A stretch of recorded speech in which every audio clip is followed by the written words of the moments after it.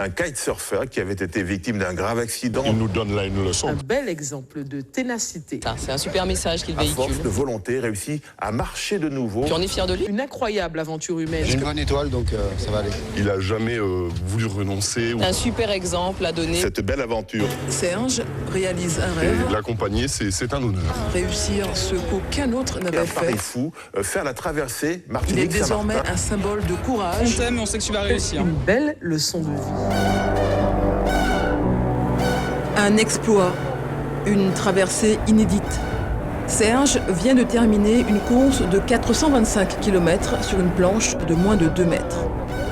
Des kilomètres parcourus entre le Tombolo de Sainte-Marie et Saint-Martin, en kitesurf, en 5 jours, après plus d'1 an de préparation rigoureuse, avec cette particularité, Serge a une jambe accidentée et un seul bras.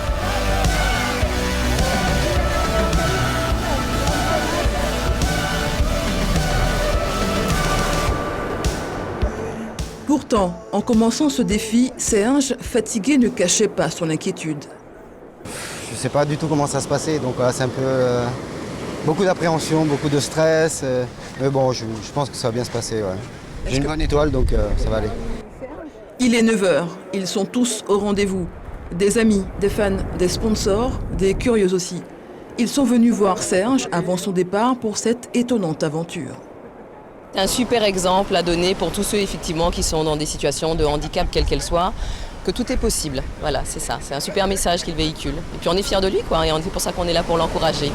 Il nous donne là une leçon pour nous montrer que finalement, tout est possible avec de la bonne volonté, avec aussi des moyens. On est capable de braver pratiquement des choses qui nous paraissent très difficiles. Eh ben, Tchebered, pas Molly, c'est Molia qui aide. Et puis Plisfos, on est tous avec toi, on t'encourage, on t'aime et on sait que tu vas réussir. Pour cette première étape, Serge n'est pas seul. Lucas et Martial, kitesurfeurs aguerris, partent avec lui. L'équipe décide d'aller chercher le vent au large du Tombolo. Martial, puis Lucas s'élance. Prends son temps, on s'énerve pas. Enfin, Serge se jette à l'eau. Et c'est parti pour 4 heures de navigation, direction la Dominique. La traversée est physique. Elle exige une forte concentration. Dans le canal de la Dominique, Lucas doit abandonner à cause d'une entorse provoquée par une chute. Marigot et son petit port de pêche marquent la fin de cette première étape. Il est environ 16h, Serge est soulagé. On part un peu dans l'inconnu, on arrive en Dominique, on ne sait pas trop où on va atterrir. Enfin, on connaît le point de chute, mais on ne l'a jamais visualisé, on ne l'a jamais fait. Donc il y a un moment où on se pose des questions pendant un petit quart d'heure, 20 minutes. Est-ce qu'on ne l'a pas déjà passé ou est-ce que c'est encore loin? Et puis là, en fait, non. Quoi, c'est tombé comme il fallait. Ouais. Une réussite que Serge partage volontiers avec ceux qui l'accompagnent. Quelques amis sont en effet sur ce catamaran. Il effectue la même traversée que Serge pour la logistique, les soins, les repas et les nuits. En cuisine, justement, Sylvie s'accompagne s'affaire à la préparation d'un poisson cru au lait de coco pour le menu du soir. Un plaisir des papilles partagé un peu plus tard lors du dîner avec l'ensemble de l'équipage à bord.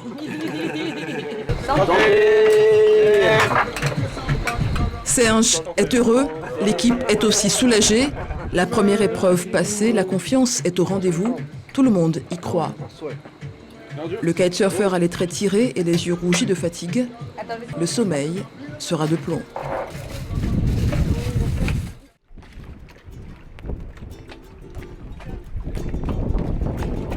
Après une bonne nuit de sommeil, Serge est prêt à poursuivre son défi.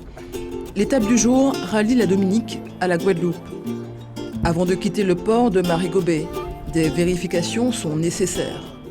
Comme la veille, Serge doit aller en mer pour prendre le départ. Là, je regarde l'état, un peu voir l'état du vent, voir quelle force on peut avoir, quelle taille d'aile on va pratiquer. Donc là, le vent a l'air de souffler à 15 nœuds, donc je vais prendre ma 12 mètres carrés et puis on va voir quand on va partir dans l'eau déjà. On va démarrer de l'eau sur le bateau et puis si le vent monte, on pourra changer encore de route au cas où. Au large, le temps se gâte. C'est donc sous un ciel chargé que le kitesurfer part. Il est seul cette fois-ci. Direction la Guadeloupe. Au passage de marée galante, le vent faiblit, obligeant Serge à faire de grands 8 avec son aile pour pouvoir continuer. Il pleut sur toute la traversée. Après 3h15 de course, Serge arrive enfin sur la plage de Sainte-Anne. Elle a été plus dure que la première. Parce que par rapport au vent, par rapport à la force du vent et puis la direction que l'on devait prendre pour arriver à Sainte-Anne, on était vraiment au pré serré et donc c'était vraiment physique. Mais bon, on est arrivé, ça me fait plaisir. On est bien en Guadeloupe là. Après l'effort, une tension permanente et des douleurs dans les jambes. Une navigation constante côte au vent. Le réconfort du massage. Il faut décontracter les muscles et ça, c'est le job d'Audrey, la kiné. C'est beaucoup les mollets et ses quadriceps, surtout au niveau de la jambe gauche, parce que c'est sa jambe arrière sur laquelle il en appuie tout le temps. Je me trompe pas, Serge ? C'est ça. Ouais. Voilà, et donc c'est celle qui souffre le plus. Le temps de détente dure environ 2 heures.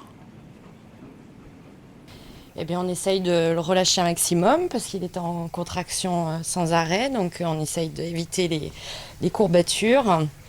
Et puis voilà, donc du chaud, de l'électrothérapie, des massages.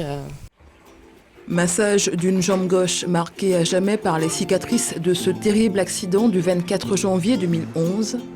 Un drame qui a surtout révélé chez Serge une force de caractère hors du commun.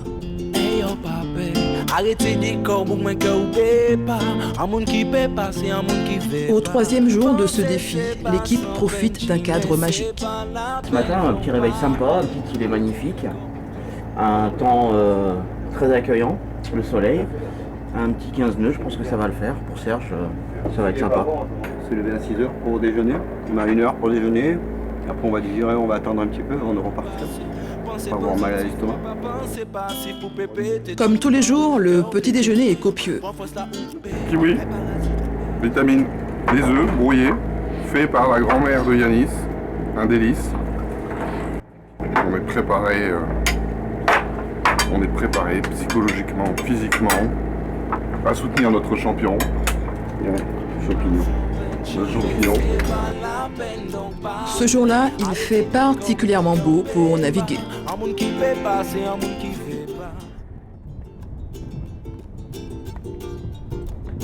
L'étape du jour part de l'île Carrette en Guadeloupe à Montserrat.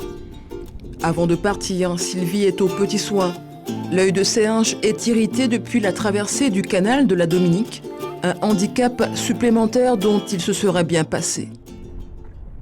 Avec les embruns, le sel, le soleil, j'avais carrément toute une irritation sur l'œil, j'arrivais pas à dormir parce que j'avais l'œil tout irrité.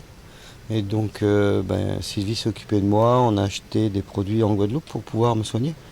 Parce que j'avais du mal à voir et puis là ça va beaucoup mieux. Sa compagne, Sylvie, vit cette aventure au plus près depuis le départ. Comment appréhende-t-elle donc tout cela ? Ça va, je suis confiante. Donc tout s'est bien passé jusqu'à maintenant, donc ça ira. De toute façon, je suis tout le temps stressée depuis le début, donc ça change rien. Le programme du jour est dans toutes les têtes.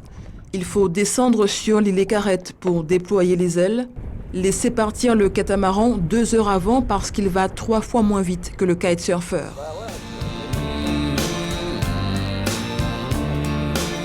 La mer est beaucoup moins agitée que la veille. Le départ est prévu sur ce magnifique plan d'eau. Mais avant de partir, il faut rincer l'aile, enlever le sable, puis la gonfler. L'exercice demande une certaine endurance. Il faut ensuite démêler les lignes.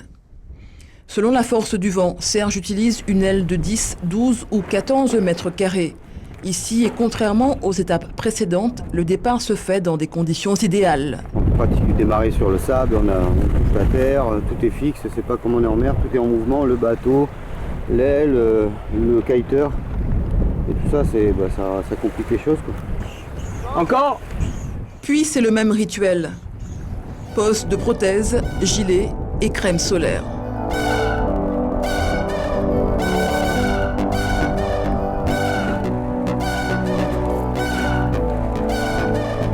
cette étape, Serge est accompagné de Martial.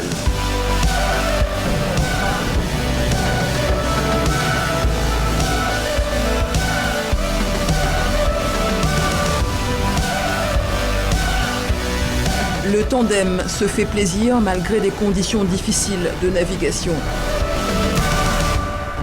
Mais sur le parcours, Martial chute, se fait mal au talon, il est contraint à l'abandon.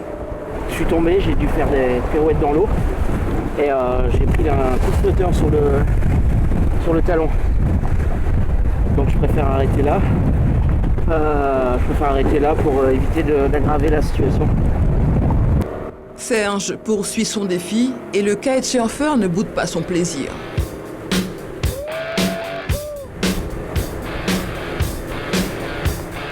Après un arrêt à Montserrat et une nuit de récupération, il poursuit de plus belle jusqu'à Saint-Kitts-Sénévis à 62 km de là, malgré les crampes et la fatigue grandissante.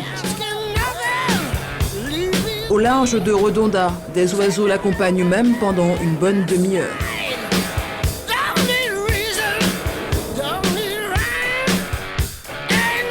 Un défi qui permet également à l'équipe de découvrir des sites magnifiques et des plages isolées.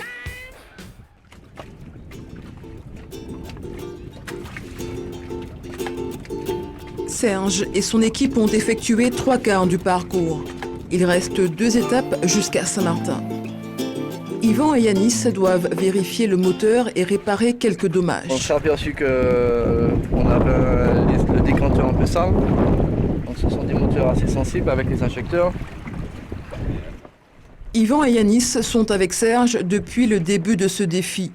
Sur cette yole, ils suivent le kitesurfer au plus près de la course pour la sécurité et le ravitaillement.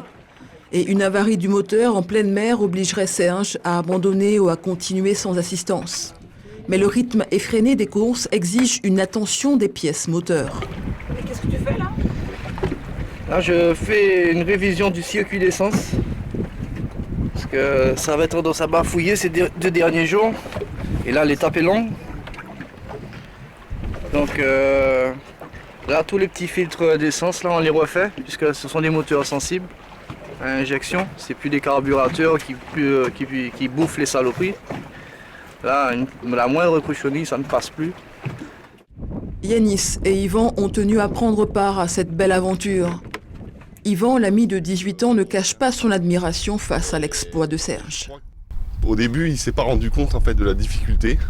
Je crois qu'au fur et à mesure des étapes, il a pris toute la difficulté. Et c'est là où il se dépasse. Et jamais il a, pour le moment, il ne nous l'a pas avoué, il n'a jamais voulu renoncer ou même pensé à renoncer. Et l'accompagner, c'est un honneur.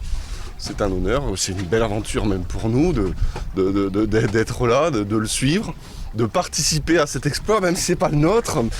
On y est et on sera fiers de dire à tout le monde, ben moi j'y étais, on l'a fait. Et c'est super. Yanis ne connaissait pas Serge avant ce défi. Comme lui, il parcourt des kilomètres depuis la Martinique. C'est surtout Serge qui fait l'exploit. Nous, on est là pour faire plus ou moins la sécurité, pour ne pas qu'il se sente seul surtout. Et l'encourager, lui donner le cap. Ce jour-là, sur l'une des plus longues étapes Saint-Kitts-Saint-Barthélemy, Serge bat des records de vitesse.